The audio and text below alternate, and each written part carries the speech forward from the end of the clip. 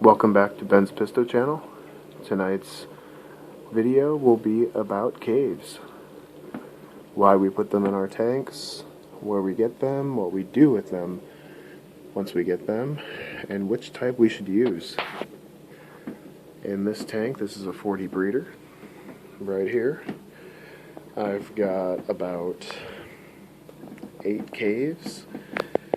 I've got 4 fish in here, 4 Apistogramma cockatoides that really enjoy caves. They will hide in them for security, go in them for breeding, establish them as kind of a home base for the territories, and pretty much it's really good to use caves in Apistogramma dwarf cichlid tanks.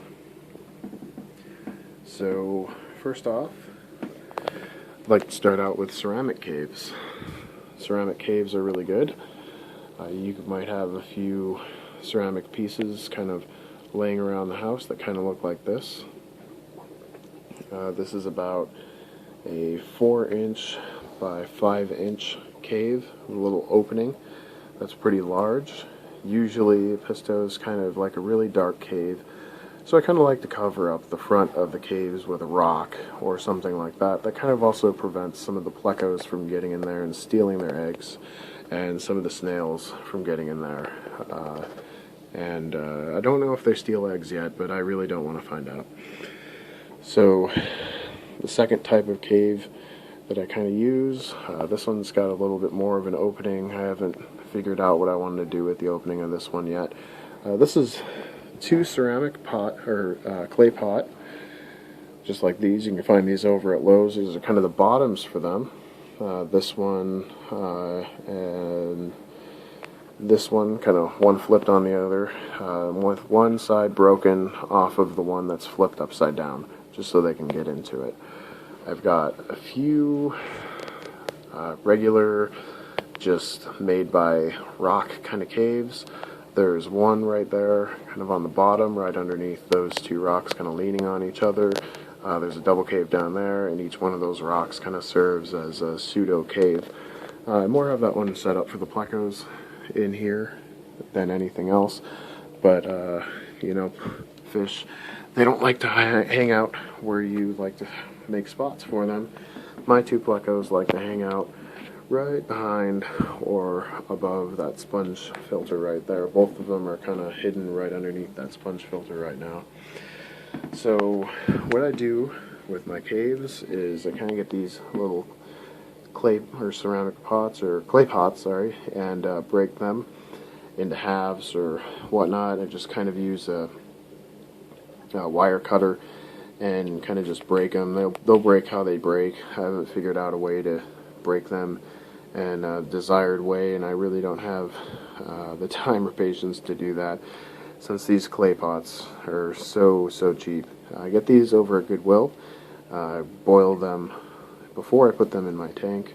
Make sure they're very clean. You never know if somebody had a plant in there for 10 years and used fertilizer every week, and you can have something leaching into the pot. So you just want to leach all that stuff right out.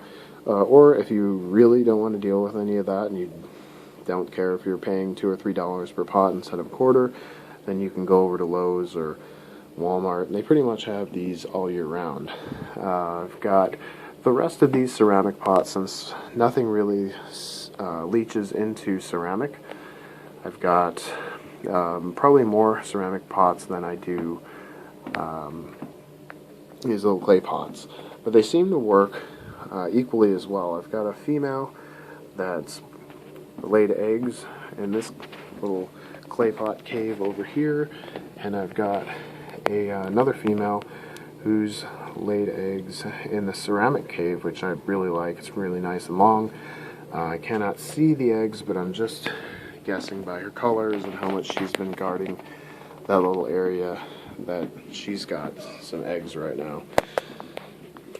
I've got some really small ones back there just for defense or whatever. I'm just kind of trying to figure out what works best, and honestly, it really doesn't seem to matter almost. I've seen them in different videos laying eggs on the top of, or underneath driftwood. I've seen them lay eggs underneath rocks. You know, these ceramic caves just seem to work out pretty well.